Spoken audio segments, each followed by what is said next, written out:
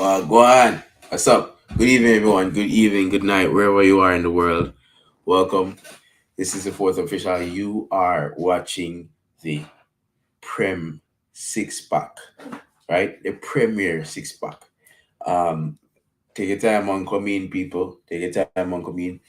Um, Manchester United, Manchester United, Manchester United. Anyway, we'll be talking about the Premier League top six teams this week, this weekend. All the teams from Arsenal, Man U, Tottenham, Chelsea, Liverpool, and Man City. Uh, how, they have played first round of games. Spoke about that earlier this week, I think. Liverpool will play in Monday, so we'll be talking about the full um, set of games Monday night after the Liverpool game, after me come back from the gym. Because, I've got a gym same way. Keep the muscles up and running, keep the body up and running, same way, so up and running. I have to do it. So yeah, looking forward to that. Um where do I begin, fam? Where do we begin? Well, go on, guys, I better bless up yourself, brother. Bless up yourself. Bless up yourself, fam. Bless up yourself. Yes. So let's start off by saying we're gonna look at the Manchester United news. And the reason why we're doing the Manchester United news so far is because one, we want to give all of you guys a chance to basically get into the channel, get into the challenge, channel, start what when you start watching, taking, all that stuff in. Um so before when we start, coming in, let's go look at the Manchester United news, because when it comes to Manchester United football news, it's a complete shambles, which means that every tweet that you get from Fabrizio Romano, the Centre Devils, MEFC MP, all of those people that gives us the information as Manchester United fans, it's always a joke. Always a joke. So every tweet that I get, I can read to you, and I don't know. You you, you tell me, Barry. You tell me what you think. Honestly, to be quite honest with you, it's kind of difficult to not see what's going on in Manchester United's world, and not just say fuck it. But here we are, fam. So John Murta held talks with Adrian Rabiot's mother, Ranique, on Friday over personal terms. First of all, what's this about Rabiot's mother, Veronique? Why couldn't it be John Murta held talks with Adrian Rabiot's agent? The fact that she's the agent is his mother doesn't mean anything. But because one, he has history with PSG, no history with Juventus, just spent his time at Juventus, being underwhelming at some cases, very good in some cases, not excellent in other cases, but still, it was alright. But the history that he had at PSG and with the French team when they lost, I think when they lost at the Euros or one of these championships that they lost, and it's been a thing for Veronique, Adrian Rabiot, and the extra curricular thing we have in football. Yes, this woman is she's a mother of a football player, a very good football player. She's also his agent.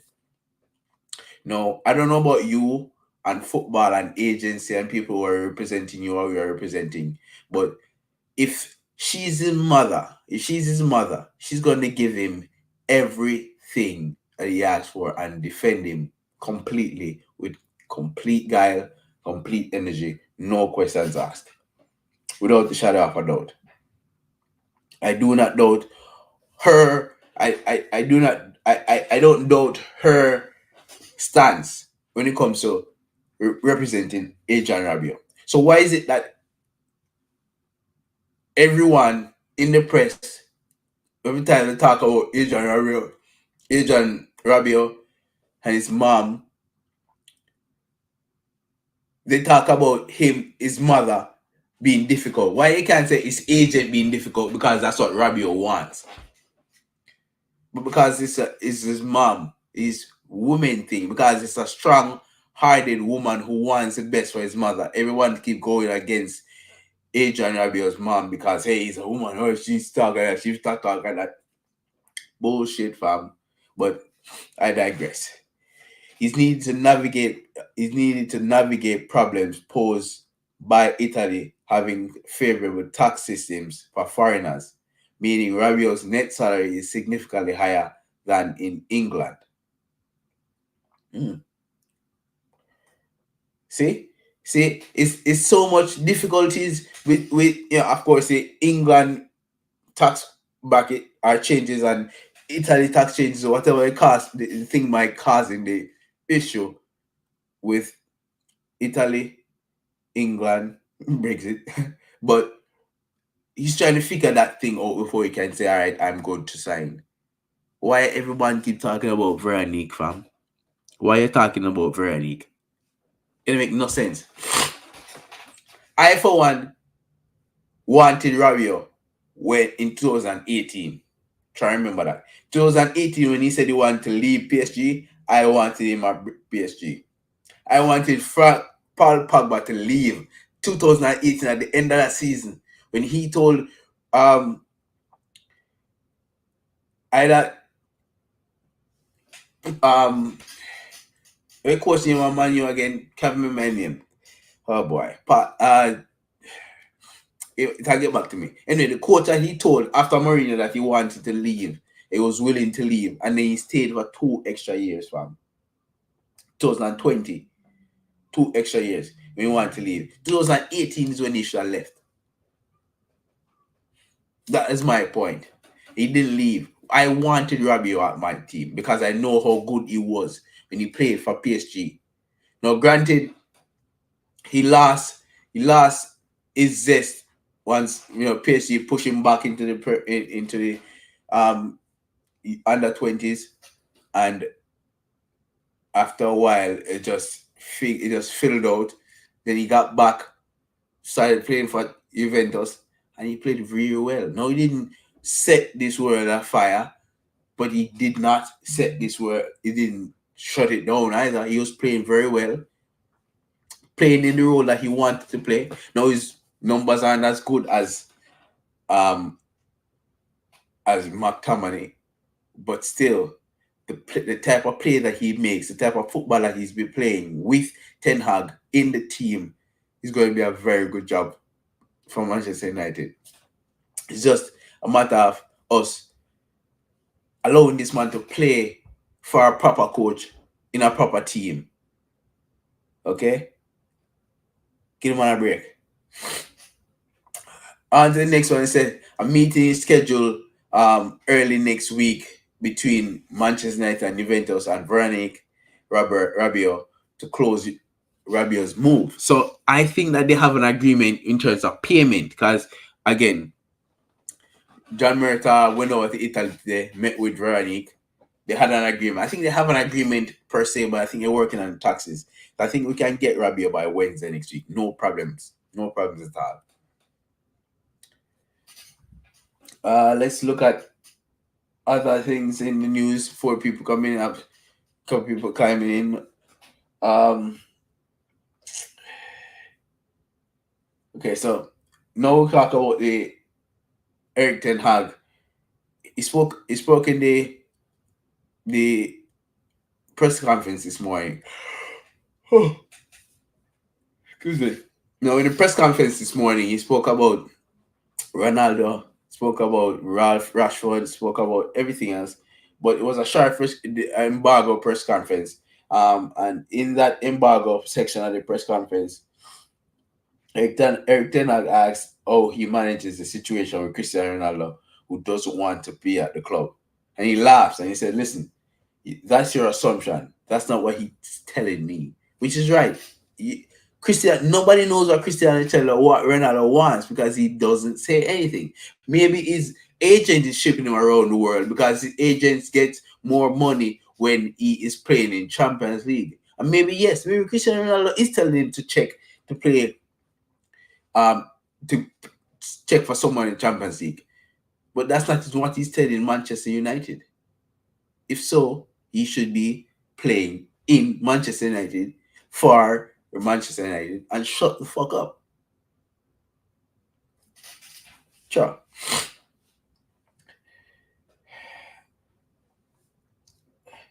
Another one says MUFC waiting to understand how much Cody Gakpo's final price tag will be.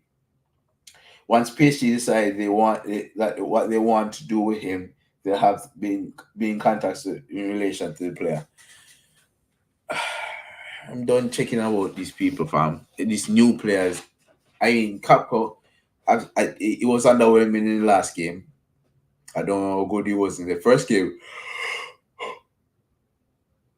I don't know how good he was in the first game against Rangers, where he was underwhelming in the last game. Played the entire freaking game.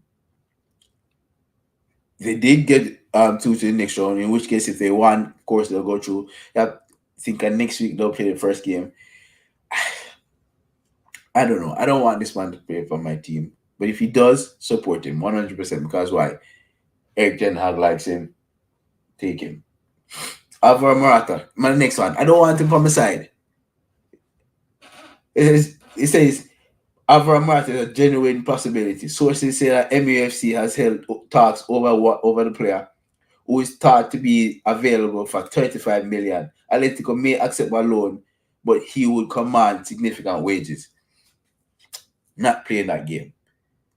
I'll take a loan. Maybe. I'll take a loan. Send him back after we're done. Memphis Depay, agents have made contact with MUFC,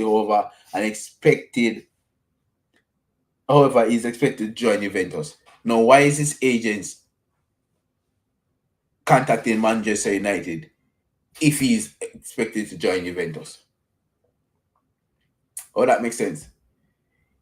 Is he going to play in the Champions League? He's not going to play in the Champions League at Man United. He's not going to play for a team that is stable and ready to go. He's playing in a team that is not structured right, working on it to figure out itself, his team player, the coach is figuring out his team, the team figures out the coach. Everything is a shambles at Man U. Why would he go for Manchester United? And he was at Manchester United before, back in the Louis van Gaal era. Then he left after Mourinho came. Why would he go back to Manchester United? It's sad. Tell us a joke, man. Complete joke, fam. Complete joke. Complete and utter joke, fam. It's complete and utter joke. But we digress, my friends. We digress. What will happen in the next couple of hours? I don't know. Next couple of days? I don't know. But Rabiot will come in. There's so much talk about Frankie de Jong, Chelsea and Frankie de Jong. John Merton held talks with Adrian Rabiot's mother, Veronique, on Friday over personal terms. He's needed to navigate problems posed by Italy having to have a favorable tax system for foreigners, meaning Rabiot's net salary is significantly higher than in England. So obviously, the tax salaries, the taxes in England for foreigners is favorable for foreigners, but in England it's not. Again, this Brexit thing, boy, I tell you. So I think they're trying to figure that out. Once they get that figured out, then maybe. A meeting scheduled for early next week between Manchester United, Juventus, and Varane Rabiot to close Rabiot's move. Who knows what's going to happen, but we will see, fam. All it needs is a text. And if you go back to Italy right now, all you need to do is text to man. Camera with John Murta fly all over blood. Nah, it all over Europe, party. Buckler. All right, we're seeing that. So yeah, all these. Yes, Frankie the Young to blood. Nah, Frankie the Young. Let me pull that up real quick. MUFC will make another attempt in the next 7 days to get Frankie de Jong. United would never do this if they received confirmation from Barcelona or Frankie himself that a move wouldn't be possible. Mark van der Kraan, Kickoff Podcast, European lad. But people, I'm fed up with Frankie de Jong. I'm fucked up with Frankie de Jong. I'm messed up with anything that has to do with Frankie de Jong. I'll just be honest with you. 100% honest. I'm just fed up with it. It don't make no sense at all. No, absolutely no sense at all. Because this Frankie De Jong saga keeps going on and on and on and on and on with no end in sight. And the reason for that is, of course, Barcelona and their desire, per se, to buy every player in the world but not pay their players. That's the basic thing of it. Pay every players in the world but not pay their players. It don't make no bumbly sense. No sense at all. Absolutely no sense. But Frankie Young is fighting and hustling for a 17 mil. Go ahead and go hustle for it. I'll go on coach's desk. I'm sending that thing here real quick. Sending this link real quick, fam.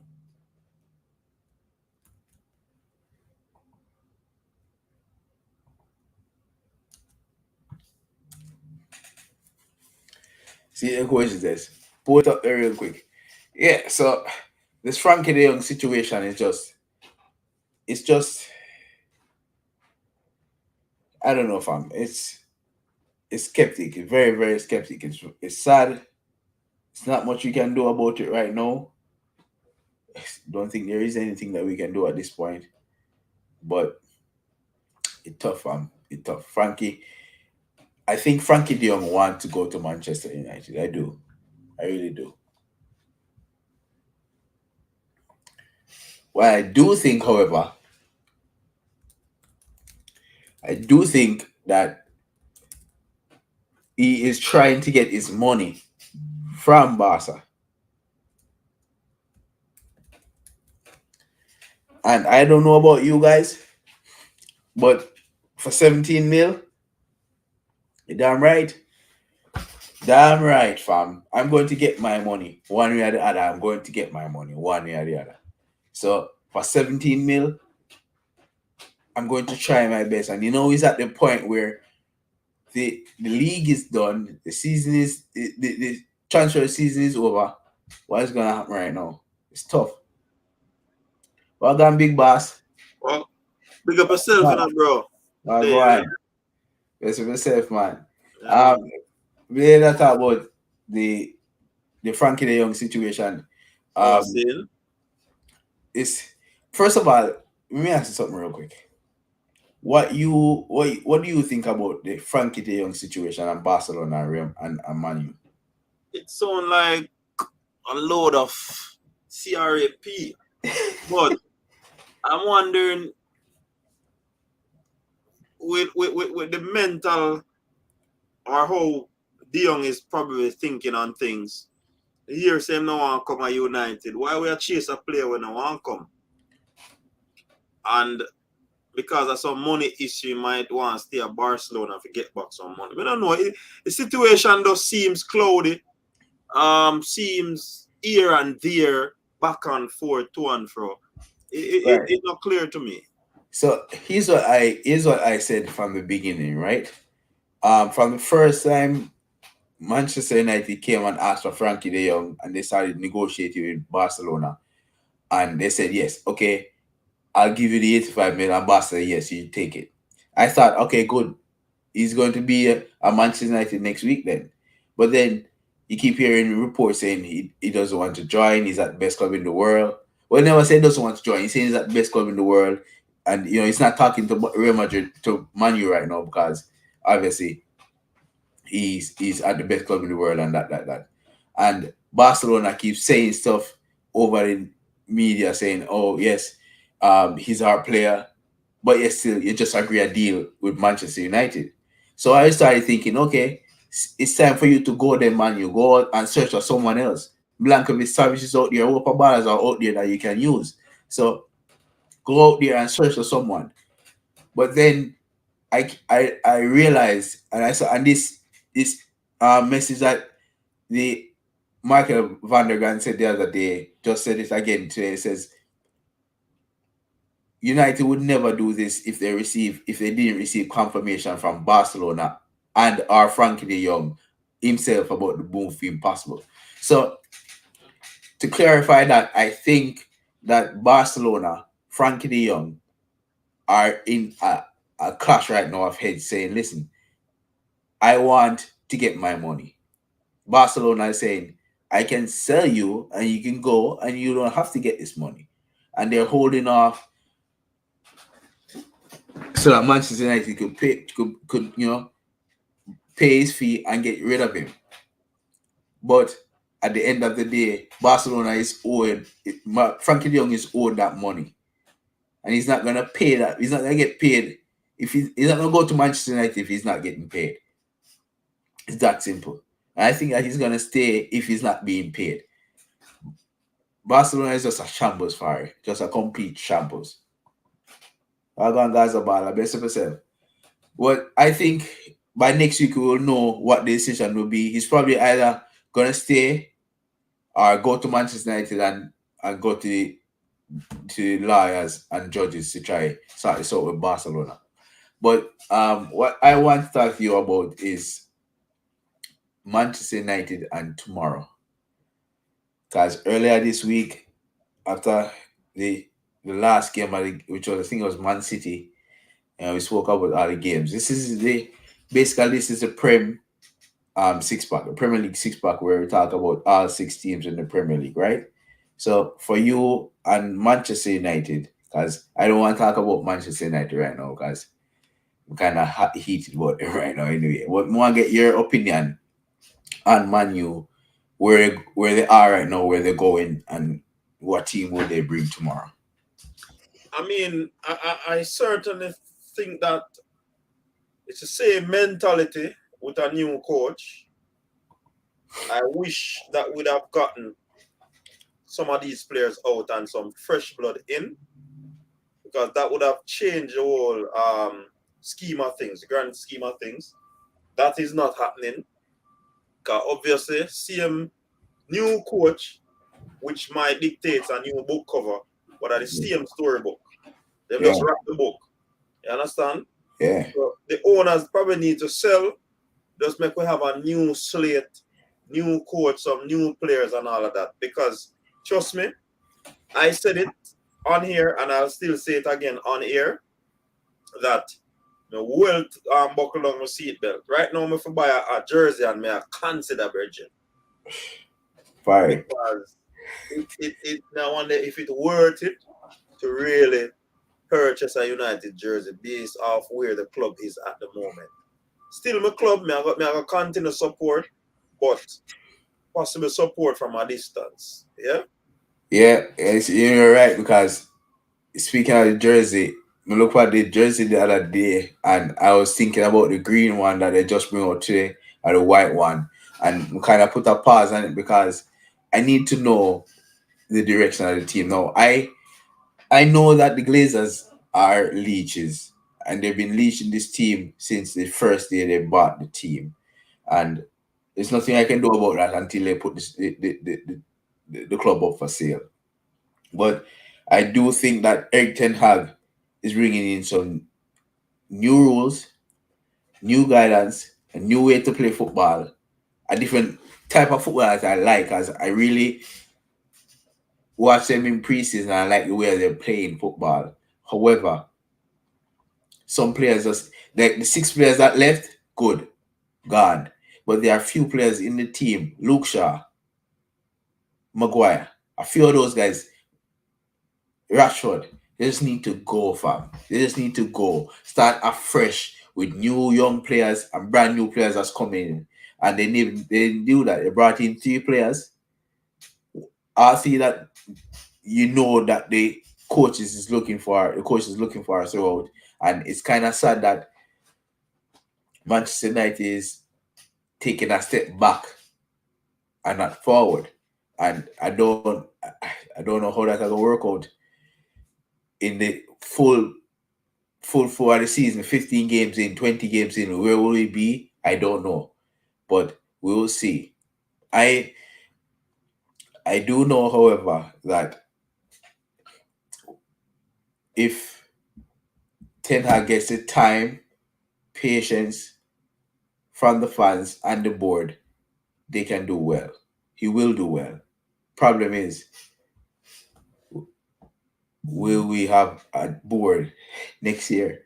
This board needs to go and bring a new board in, new leadership from the head. Manchester United should not have a owner who lives in the US. Man, they live a Florida, Parry. Man, him brother them live a Florida. Manchester United, they are Manchester, England. This man don't know about football. All them do a lead to people in from day one. So about the game tomorrow, what do you think? Think you'll be a win?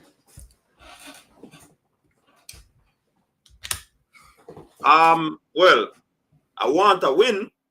If it is going to be a win, I think they have to get out of that shell, have to get on the front foot, and it's an away game. Brentford might be, at home and a little bit more perky than we are, but we have to get on the front foot over there in Brentford and give 3 points. We can't accept nothing less than that right now. 3 points. So, I mean, we have always had a good game against Brentford.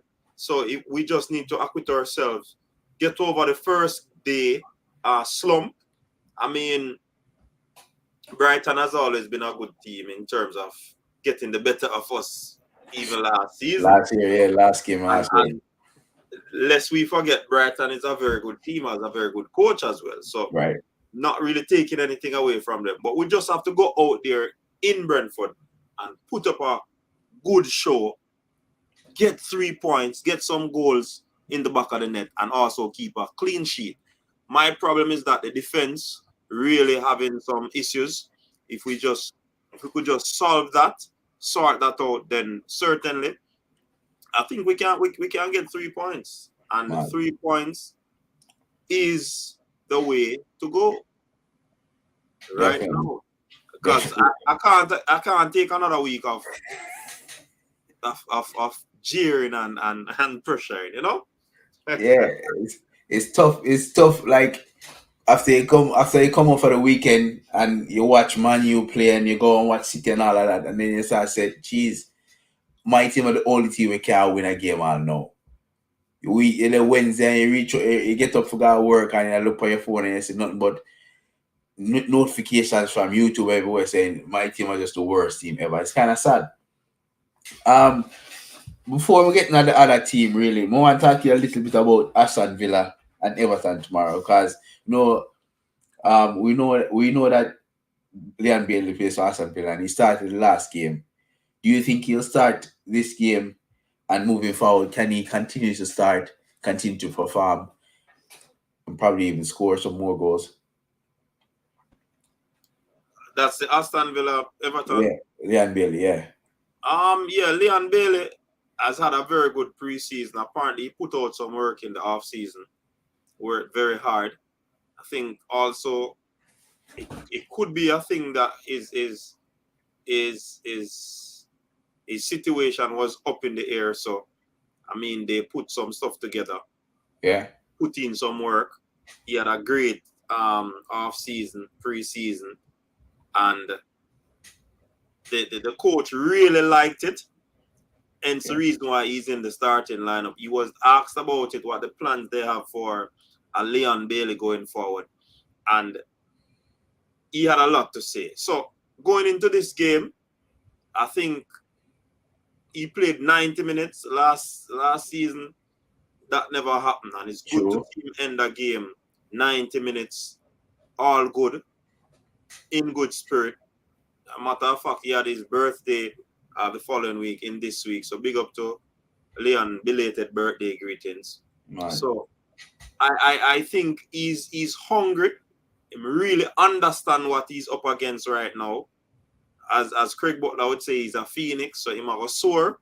Yeah. Might do some things this season. I think once he gets acclimatized, which I think he's doing based off the full preseason without any niggles, then Yeah. certainly Leon Bailey should continue to be the leading one of the leading persons in this Aston Villa team.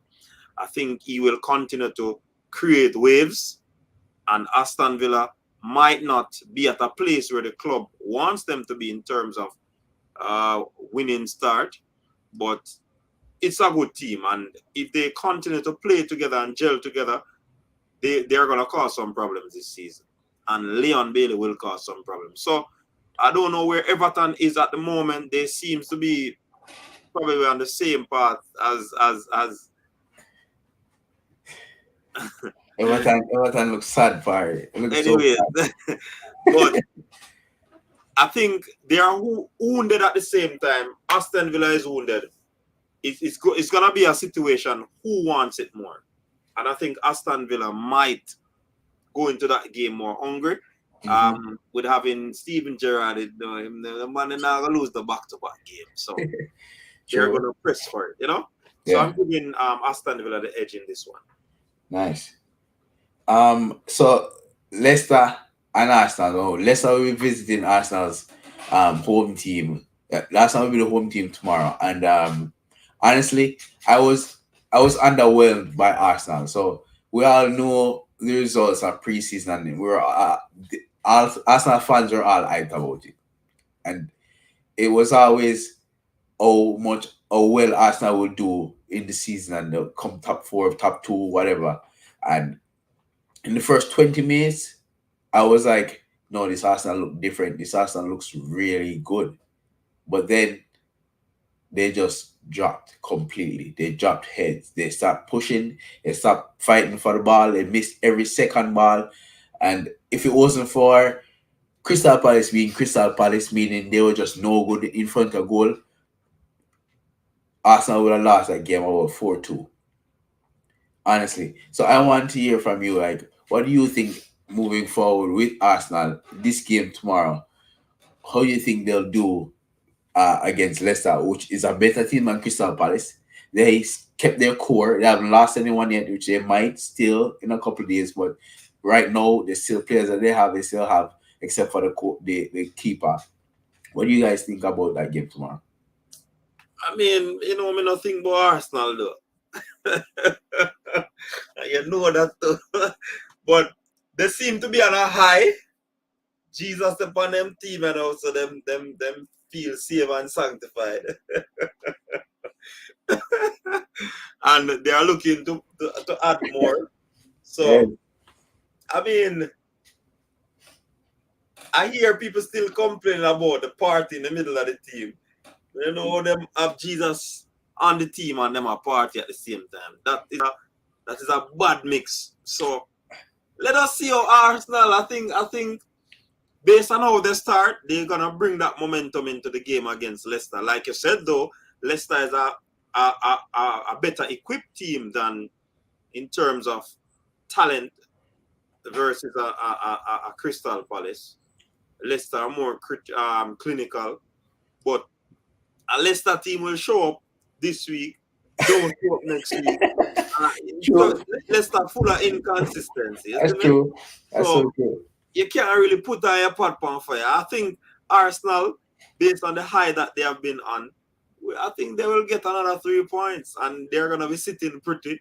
And boy, we just can't take the Arsenal and the Liverpool. I mean Liverpool people them. You know, but at the same time, yeah. Real dog. Well, see, the thing is, with Leicester, you never know what you can get from Leicester. Last week, they had to pull back. They were leading 2-0, and Brentford came and scored back 2 in the last minute. So it's kind of tough. I don't think Arsenal will win this one. I think it'll draw. I think it'll be a tough draw. Um, but yeah, the thing about Party, as I say about Party is, I don't know if you heard about this situation with Party and his girlfriend and all the allegations that he has with him and his girlfriend. She's brought into the public scheme. She has videos and stuff on Twitter all over the place about that. And Party is still playing. No, I don't know why, how, or where, but he's still playing. Mason Greenwood had the same issue a couple months ago in January. Mason Greenwood hasn't seen the football field ever since. Um, for that, it was the youth from Everton, uh, the guy there from Iceland, can't remember my name. He hasn't played ever since. Man City had just a court case the other day because of the same charges, about 11 counts of that kind of stuff. So I don't know why he's still playing. But Arsenal is Arsenal, fam. Arsenal is Arsenal. Arsenal is Arsenal. Man City and Bournemouth. Man City I go face Bournemouth. 3 point City. There was something else. We're not going on no whole nitty-gritty. 3 points. I said 3 points City and call it a day. Three Yeah. points City and call it a day, fam. The next games. No, this is going to be the game of the weekend. That's Man City, Tottenham and Liverpool and Chelsea. It's going to go off 11:30 tomorrow. It's going to be a very good game. I'm not going to lie. It's going to be a very good game. Um, I think Tottenham is going to win because Tottenham has a better team. Chelsea added a few, but they don't have any defense power and they don't have attack. They might have a good midfield, a better midfield than Manchester United, I can tell you that. But for Chelsea, Tottenham, with all of the assists, the players that they added to their team this year, it's going to be a hell of a team. I'm thinking that Tottenham will be the champions at the end of the year, this season. Tottenham will be champions, not because of the added players that they did have, but because of Conte. I think Conte is going to be a massive, massive factor, factor in this season. What do you think? Tottenham, I hear in talks of them being the winner because of Conte, the coach. I normally, Rob, not really start pick a winner until possible, say, 10 to 15 games in the league, and you still can pull back a team from that. So I'm really coy when it comes on to who is the winner. I still believe City and Liverpool are actually the front runners.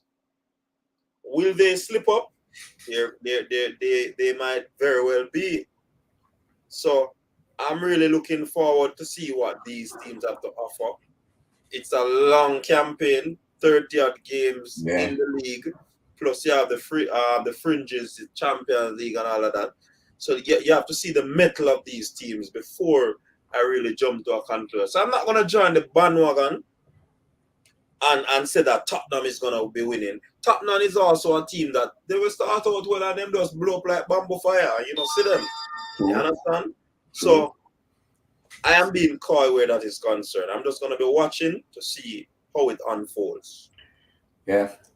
Yeah, I do think, well, when it comes to the predictions, when we started, I think I went on Ryan NFC a couple weeks ago and said, listen, I think Tottenham will be the surprise winners of the predictions. And again, because of the factors that I said earlier, the players that they added plus the coach.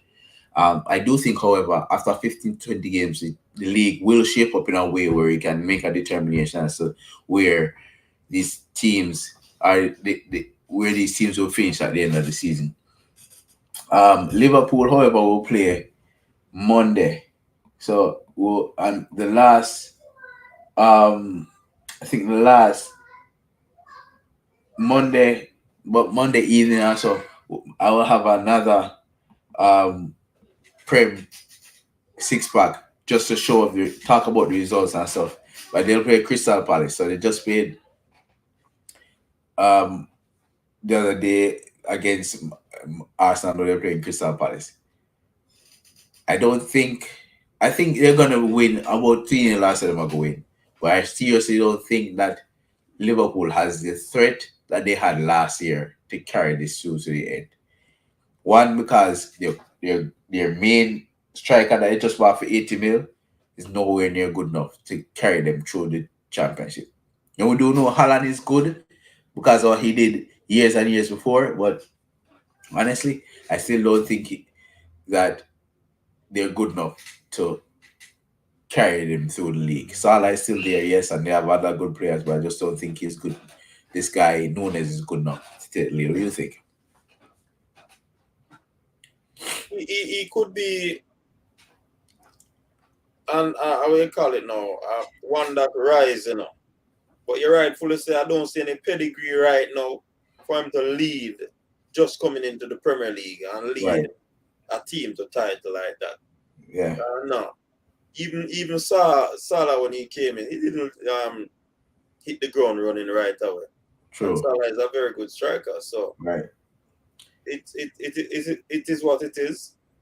And I think this season might be closer than, or I don't even know what to say. Because it To might be be honest, close, and then it might be a one team runaway. I think all of these teams is not as powerful as they were last year. When you look at City, or they lost um, Sterling, or they lost Jesus, a lot of players that they lost, and they haven't brought in a lot of people, and the players that they brought in hasn't been proven in the Premier League anyway. So Mm-hmm. it's going to be tough for this season. I'm not going to lie. I'm going to look forward to it. It's going to be a struggle for Manchester United. It's going to be a hell of a struggle, but why? We'll figure it out. We'll figure it out.